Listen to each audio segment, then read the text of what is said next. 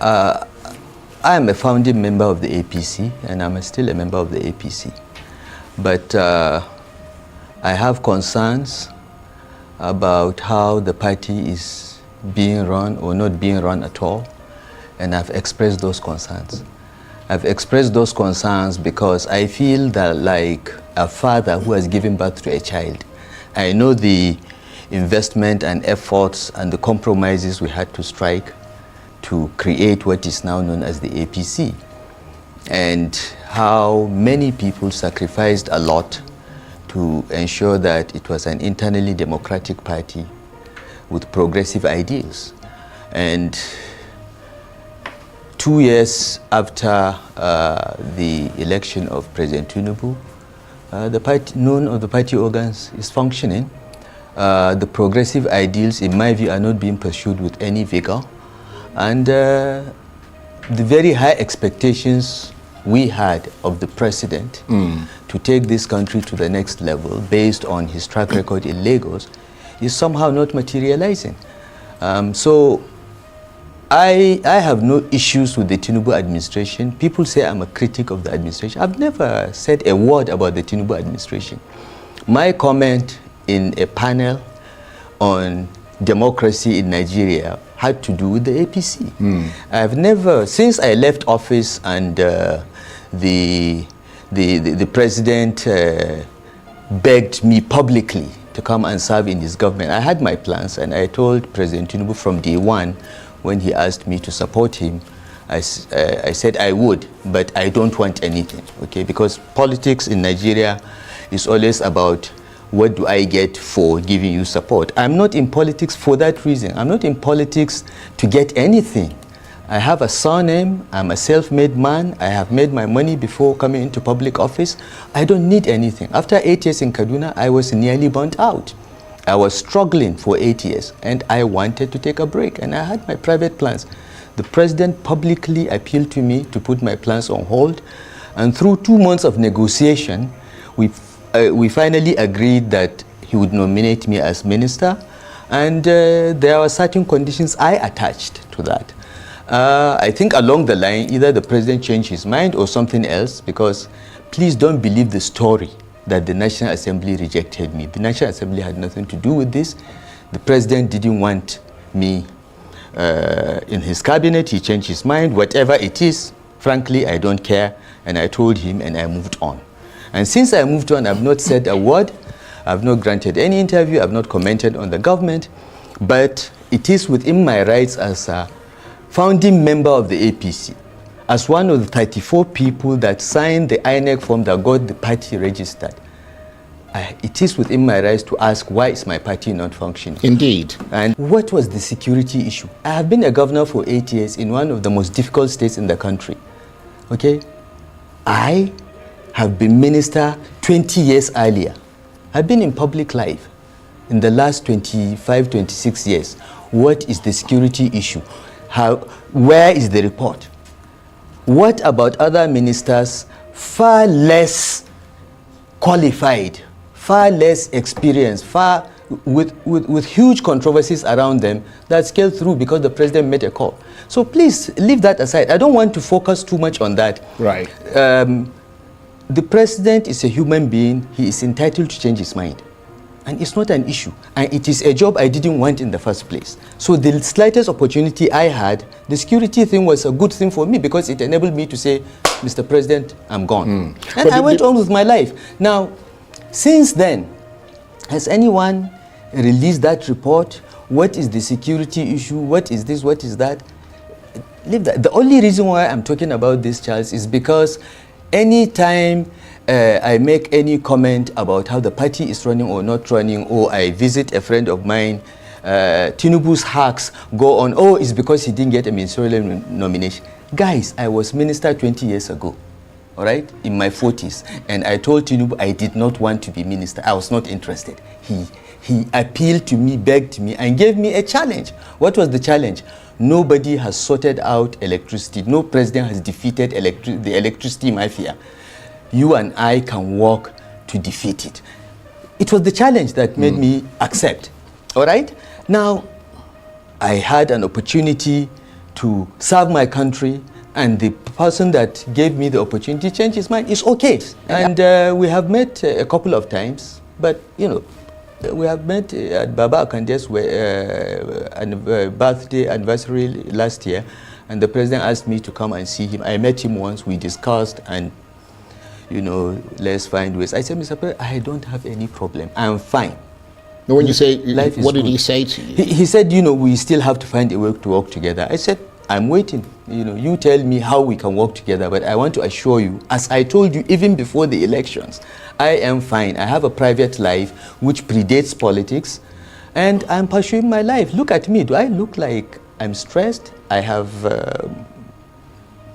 put on weight. I sleep better. I don't have to read security reports about bandit attacks here, or I am at peace.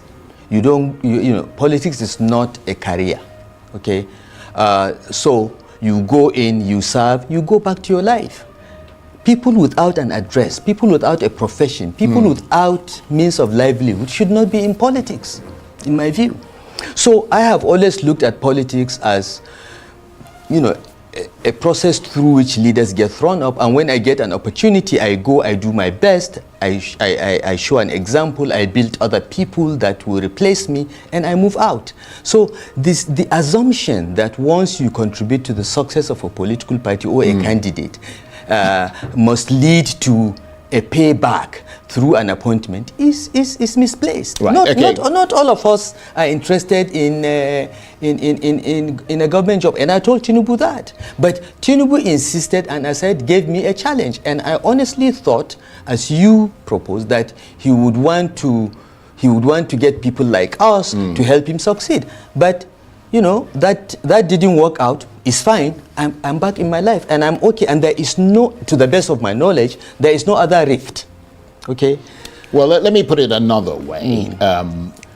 You're known to be a reformer. I mean, you were in the Bureau of Public Enterprises. You reformed so many things. You were the Minister of Abuja. You had this transformative influence that everybody recognizes in this city. I mean, you went ahead to Kaduna State. I suppose the jury is still out on how that went. Have you been to Kaduna? Not recently. The jury was concluded 2 years ago. But go to Kaduna. Don't listen to those. I will. Yeah. I certainly will. But I mean, the thrust of my question is that you are known to be a reformer. Yes. As I mentioned, over the years. Are you supporting President Tinubu's reforms? Look, I don't want to pass any judgment or make any opinion about the government, because anything I say can be interpreted as a criticism. Well, you either support it or you don't support it. No. I support some of the policies. Right. Which ones? Most of the economic policies are the right orthodox policies, okay? But the sequencing is wrong. The quality of the people implementing the reforms leaves much to be desired. And I think that some of the reforms are just wrong. You don't target, you don't address food inflation by destroying domestic agriculture through importation, for instance. Food prices may be going down, but farmers are being impoverished because they are being made to compete with subsidized agricultural products from Europe and other countries. So I have issues with many of them, and I'm in touch with many senior officials of the administration, and I give them my opinion privately. But I don't want to go beyond that, because tomorrow they will say, oh, it's because he was not minister. Guys, I was minister 20 years ago. I'm beyond that. Okay. And indeed, the president recognized your contribution to this country. When he sent you a birthday message, which I understand was very flattering. It was nice. Were you flattered by it? No, I wasn't flattered. I actually complained to Bayo Onanuga when I saw him. I said, why did you mess up my birthday? He said, why? I said, all my enemies... How do you mean mess up your birthday? Well, by issuing that message, all my enemies that were celebrating that no one would recognize my birthday compared to when I was governor, you know, were made to be unhappy. Some were compelled to send me birthday greetings because the president sent birthday greetings and recognized that I contributed to the formation of APC as well as success in 3 presidential elections. And we joked about it. But yeah, it was kind of the president, but it hurt my enemies more than it made me happier. And of course, I don't know how much you hurt, because you, as you correctly pointed out, you were one of the founding members of the APC. I mean, recently you said the APC was originally established to combat corruption, rebuild the Nigerian economy, and enhance security. But you were quite clear that along the way, those goals have been abandoned. The APC, as I mentioned, is of course your party, so one presumes that you have the inside track on what's gone wrong and how it has come to this. I don't know what has gone wrong. All I know is that a political party functions through internal democracy. When the organs of the party meet, okay, they give feedback to the government as to how it is doing, how it is aligning its output and efforts with the manifesto of the party. That's the purpose of having National Executive Committee meeting, which the APC Constitution requires must take place at least once a quarter. That's the purpose of having National Caucus, so that other non-members of NEC, but experienced, you know, former governors, former this and that, will come and give their views, what they are hearing on the street about the effectiveness of government policies vis-a-vis the promises the party made. In 2 years, the party has not met. So no one, to the best of my knowledge, no one has any inside track on what has gone wrong. In the last few months, I've been visiting the former national chairman of APC. I went to see Baba Akonde. I asked him the same question. I saw Adams Oshomole. I visited Chief John Oyegun. Yesterday, I went to Kefi to meet with Abdullahi Adamu. I am asking the same question. What is happening to our party? What has gone wrong? And nobody can say anything because the party has not met for 2 years. There has been no conversation about the alignment of government policies with the progressive values of the party. No conversation at all. I'm happy to learn through the grapevine that the party is finally going to have a national caucus meeting and NEC meeting.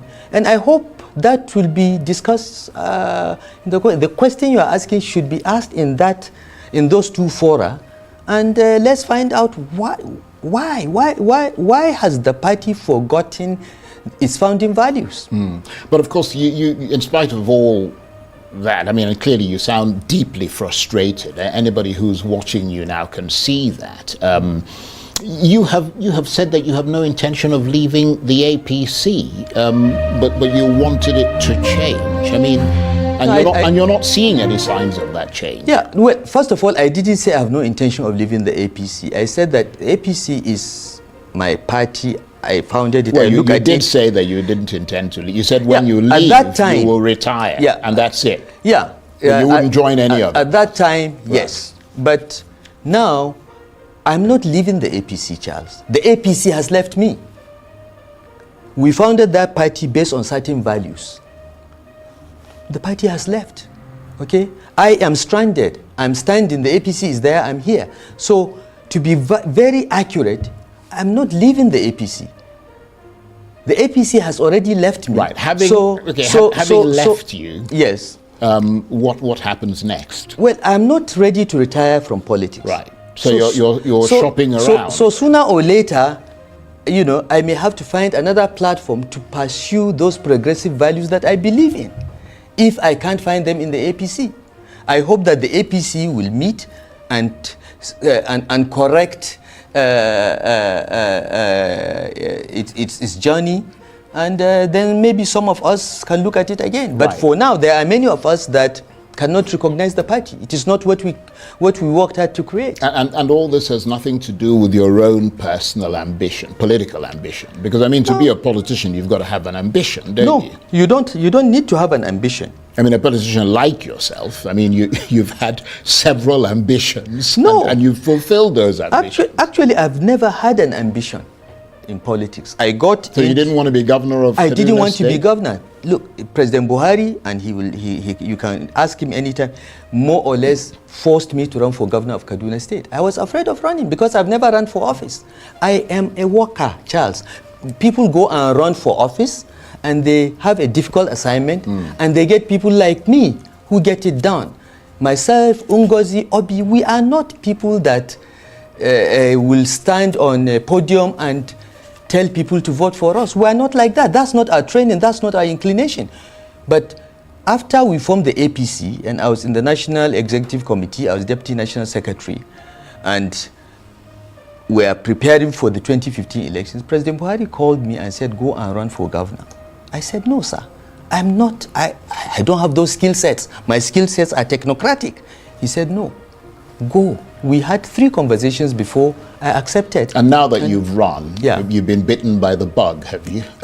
Well, I've been bitten by the bug in 2 respects. I will remain in politics for life, all right? But that does not mean I will be contesting elections or something. Yeah, I will remain in politics because I believe that I have to influence what happens in our party so that we have better quality candidates and governors. That's all. So I'm 65. I'm not yet ready to retire in politics. I intend to remain in politics. So sooner or later, if APC doesn't sort itself out and come back to those progressive values that I stand for and where I'm standing, I will find another platform that has similar values and move on. Well, talking about the possibility of another platform, I mean, more recently you've been seen in the company of top opposition figures. Yeah. You've been reported to be in some sort of political discussion with them. I mean, could you sort of enlighten us as to what is going on there? No plans to join the PDP or the SDP or any other party? Discussions underway, possibly?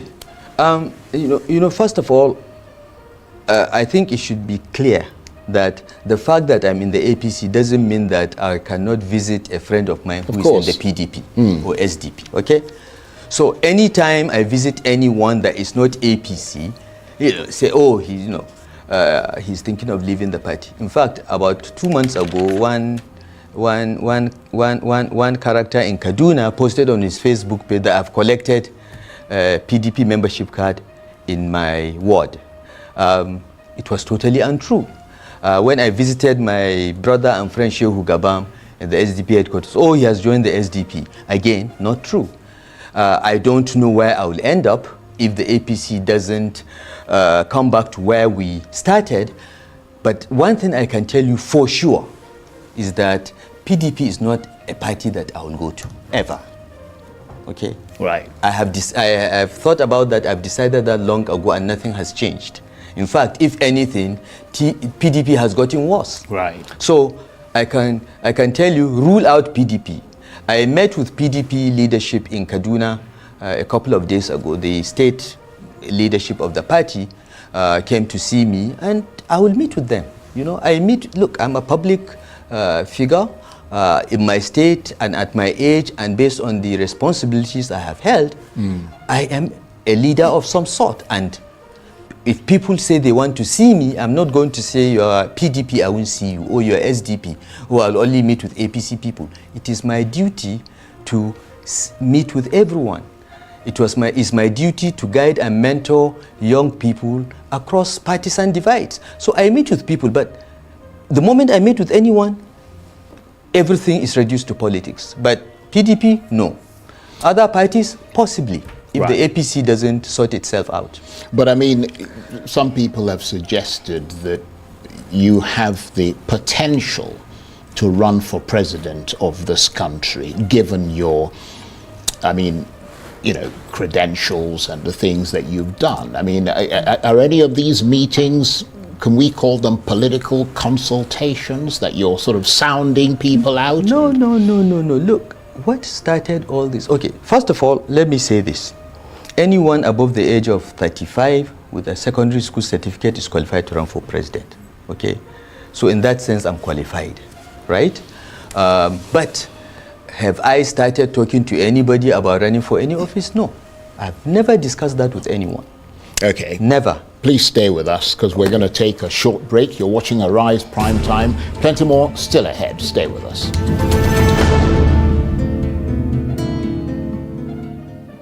Welcome back to Arise Prime Time, where we offer perspectives on the news and talking points of the day. I'm Charles Anyegolu, and I'm enormously delighted to say that the former governor of Kaduna State, Nasir El-Rufai, is still with me in the studio. It's the first interview he's granted to any news organization since he left public office in May 2023, and it's great to be here with you. Thank you. Let me ask you this. As a member of the APC National Caucus, you are a member of that National Caucus. Yes. I mean, will you be attending tomorrow's meeting at the presidential villa? Unfortunately, I will not be, because I will be on my way. I'll be in the plane back to Cairo, where I spend most of my time. I didn't get adequate notice. The constitution of our party requires 21 days, I think, or 14 days notice for this kind of national organ meetings. I don't think that notice has been given. If it has been, I have not received the invitation 2 weeks to 3 weeks ago. So I have my plans, and I'm leaving tomorrow. But many of my friends will attend, so I will not miss anything. I will get to know what was discussed. But I would imagine that your contribution, given the kind of criticism, if you like, that you've leveled against the party, I mean, that your contribution would be valuable, and you'd be chomping at the bit to attend that meeting. Yeah, but not. I'm a private citizen, not at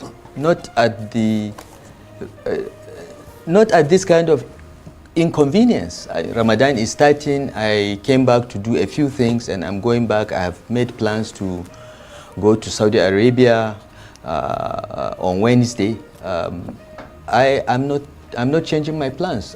When the party meets, whether I'm there or not, I think we have shouted loudly enough for the leadership, if they care, to do something about it, and we'll wait and see whether they do something about it. I don't have to be there. I'm not the only member of the party that is unhappy. I was just the one that was given the opportunity to say something in a panel, which I was not even supposed to be a member of the panel, but somebody didn't show up, and I was drafted, and I made my comments, and I always say my mind, and when it comes to my country and my party, I take no prisoners. Well, as you can see, those comments that you were drafted in have gone viral. And one of those comments was when you talked about the problem of poor leadership in Nigeria. Yeah. You said it's rooted in the leadership recruitment process. In other words, in your assessment, most of the delegates who select the leadership are illiterate and therefore unqualified. Yeah. As I'm sure you know, it's been burning up the internet. Yeah. Your critics have suggested that it's the same delegates that you're now criticizing who were responsible for electing you into office, and that you wooed the same delegates to help elect President Tinubu into office. And why, I mean, they're wondering why you're reacting this way now. Yeah, look, there is a political culture in Nigeria that tends to reject educated, sophisticated, enlightened people. That's what I was complaining about. Now, if my critics say that those are the same delegates, they are wrong.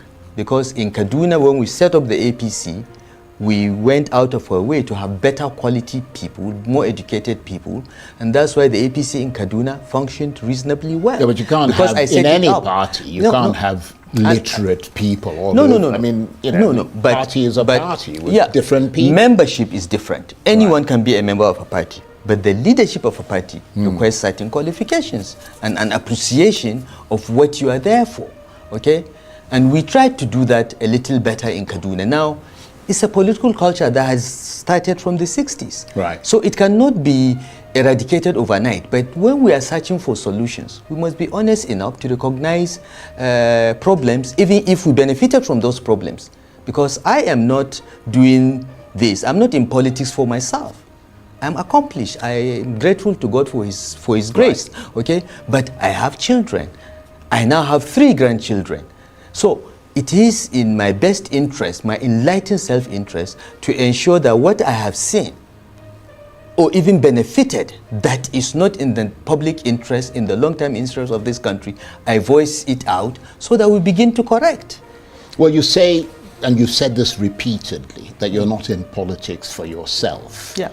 Would you be in politics beyond the Nigerian public? Would you be in politics for someone else? Because, I mean, in 2023, you were in politics for President Tinubu. You supported him. Obviously, I mean, you were governor of Kaduna State, but I mean, you supported his presidential bid. Yeah. And I'm wondering whether this time around in 2027, obviously your support is, I would imagine, quite valuable. I mean, they don't think so. Would you support Atiku Abubakar, for instance, for president in 2027?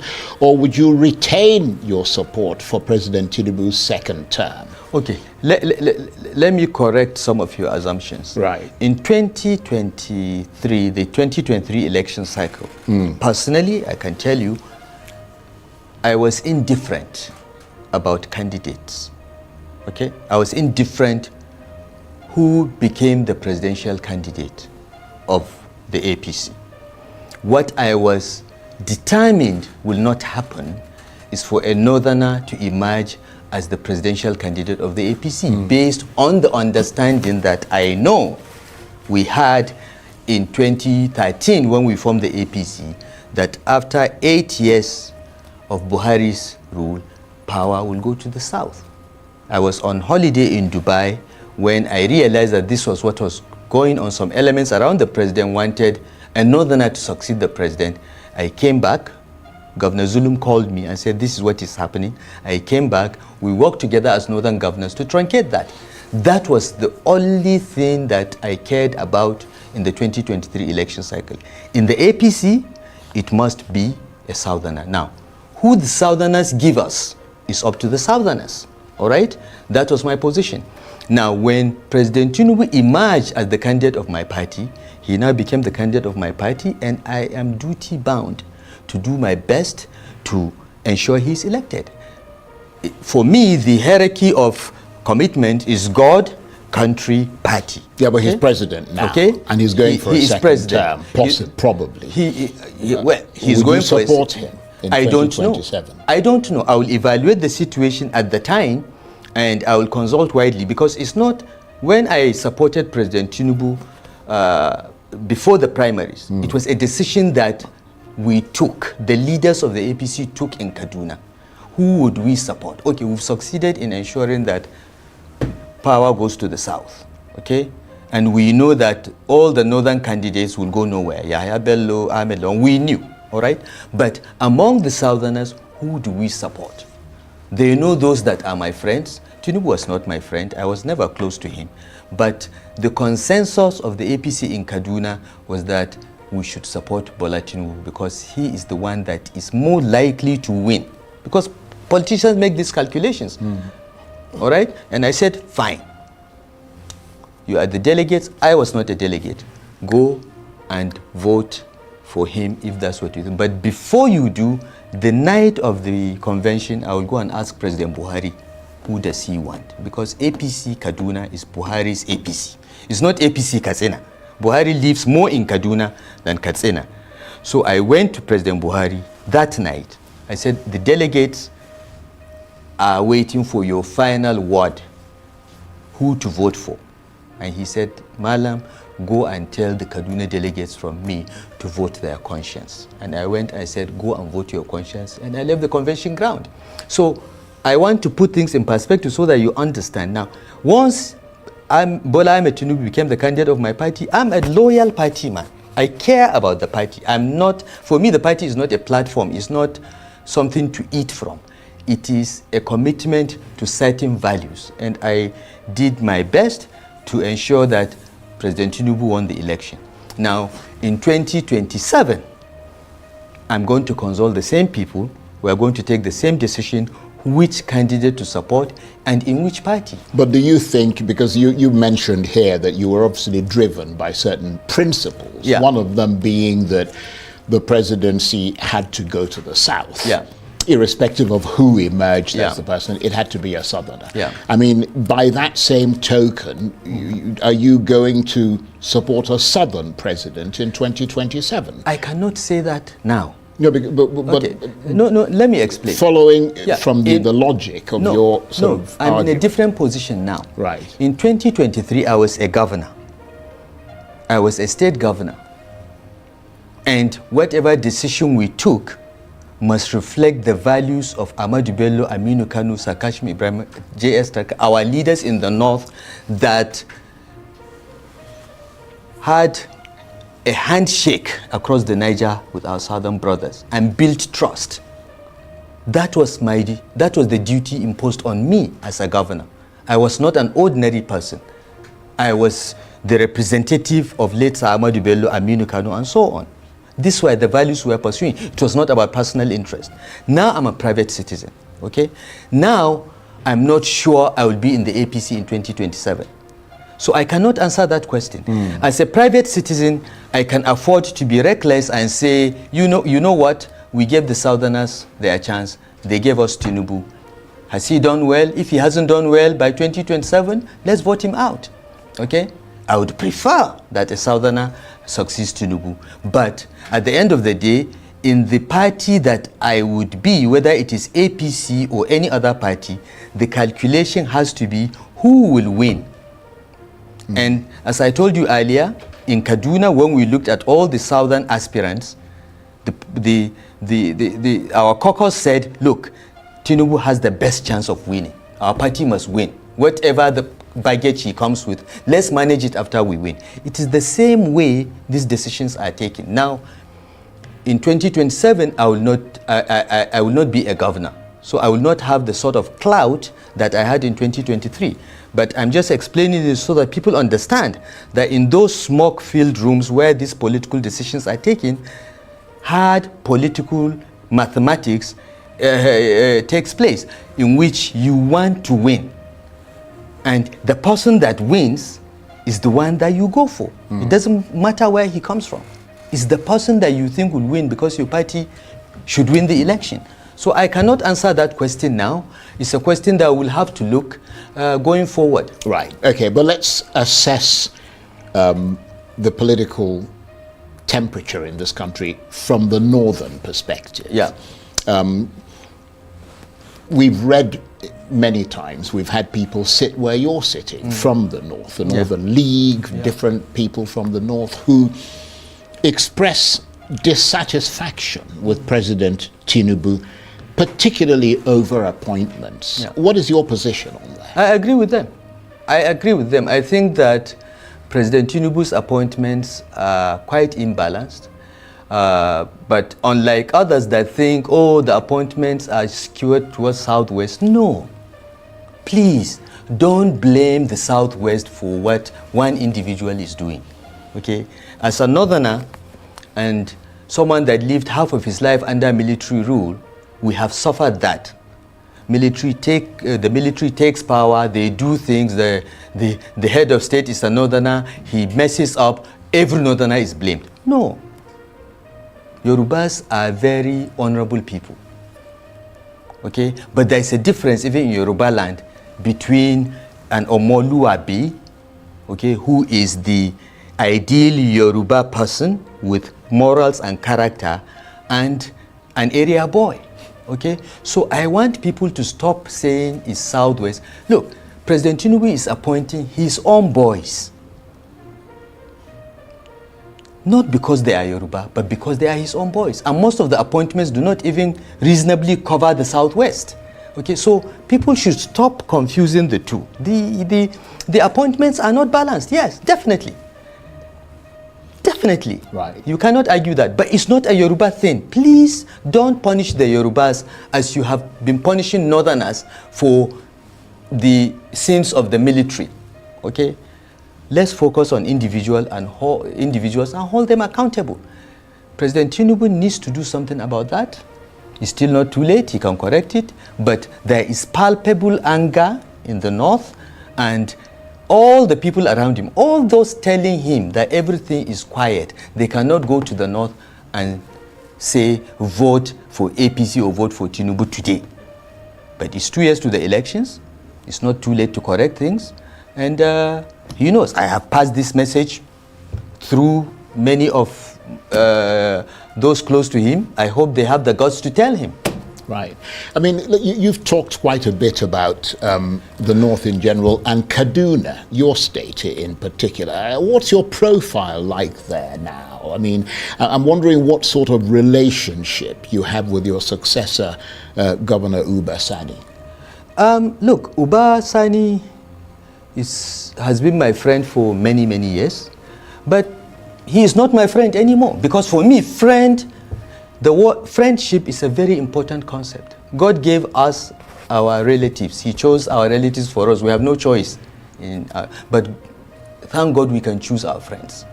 And for me, a friend is someone that has some fidelity to some ethical and moral standards and will be there for you when you need him, not when it's time to party or enjoy. And I try to live that. Okay, and those that are my friends know that I will be there for them when they need me, and I will rise and defend them. That's what I call friend. Uba Sani is not my friend. No, Ribadu is not my friend. They were my friends at some point, but not anymore. Okay. As to what is happening in Kaduna, I don't comment on any job that I walked away from. I left BPE 22 years ago. I only went there to interview the DG for my PhD something, and then they came and interviewed me when they were doing a review of the privatization program. Since I left the FCT, I never went back there until my former classmate in Barewa, Mohammed Bello, became minister and wanted to see me repeatedly, so I decided to drive into his office. I don't comment with what I'm done with, so I won't comment about Kaduna. Those that say I am relevant or not relevant in Kaduna, I don't comment on that.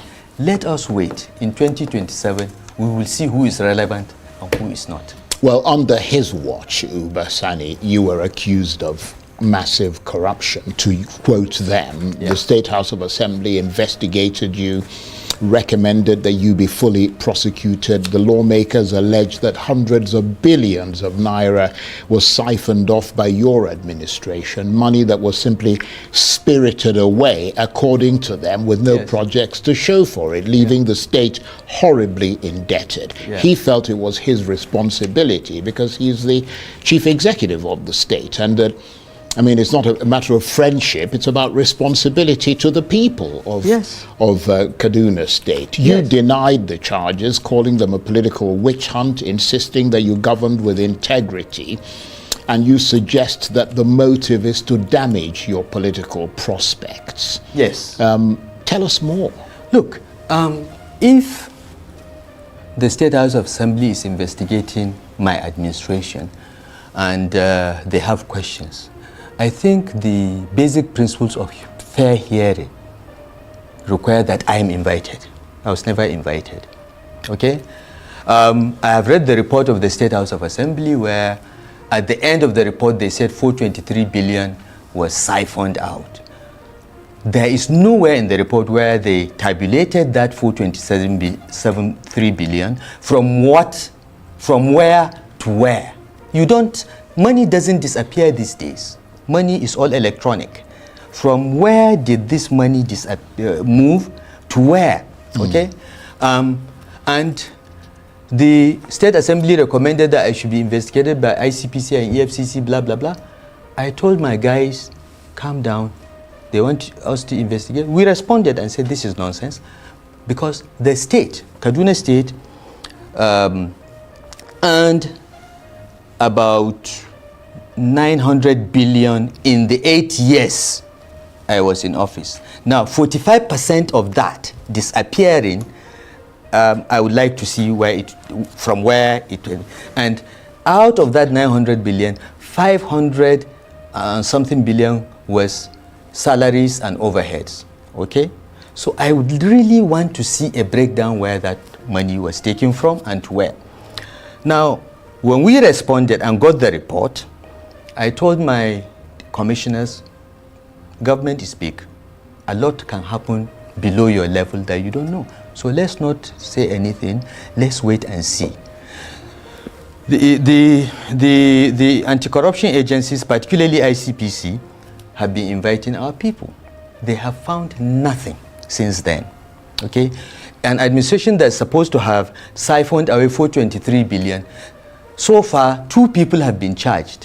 One for 64 million that was paid to his account as reimbursement for something he did for the government. Another for, I think, 115 million that they said he sold government properties and the money didn't get to the account. The money went into the account and they know. Okay? I thought my commissioners or any one of us would be charged for billions. But these are paltry amounts. Now, what's happening in the ICPC? The EFCC has done its investigations and they have not charged anybody because there is nothing, all right? But the ICPC, whose chairman is the brother of a friend of ours called Farouk Adamu Aliyu, who is a very close friend of Nuhu Ribadu, reports to Nuhu Ribadu on this. This project of destroy Nasir El-Rufai is Nuhu Ribadu's conception. He's the architect and he's the builder of that project and he's the one working with Ubasani to implement it. So far, it has been frustrating for them because they have not been able to find anything. In fact, what they have resorted to doing in the last 2 weeks is to be calling lower level people and some of my officials and saying, implicate Nasir El-Rufai and your problems will go away. This is what the ICPC has become. The EFCC is far more professional. They have, done a much better job of it. And now that we have seen that the whole thing is a charade, we are going to start fighting back. Right. Okay, Charles. I've been in public service for a long time. I was advisor to Abdulsalam Abubakar. I've been DG of BPE. I've been Minister of FCT and Governor of Kaduna State. I swear to you, I swear to God, I have never in my life taken a penny that I'm not entitled to. In fact, in Kaduna State, in my first term of office, because we took a vow along with my late deputy governor that we'll be donating 50% of our salaries and allowances back to the state coffers, I did that. I gave my own entitlements to the government, and I have treasury receipts for that. Right. I have never taken a penny of it, but somebody wants to destroy my reputation. Why? Nobody wants to be president in 2031. Well, he has to eliminate every northerner that he thinks is in the radar. That's what's going on.